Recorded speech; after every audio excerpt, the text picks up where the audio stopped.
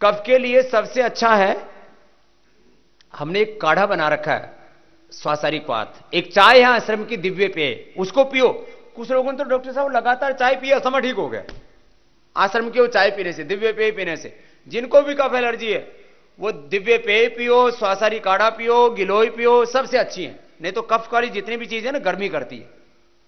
बाकी ऐसे तो पंचकोल काढ़ा पिलाते हैं, त्रिकुट स्वासारी देते हैं वो उसमें, और जो है नेचुरोपैथ में तो जो बताते हैं डॉक्टर साहब, सबसे गिलोय सबसे अच्छी है कफ के लिए, तो रामबाण है।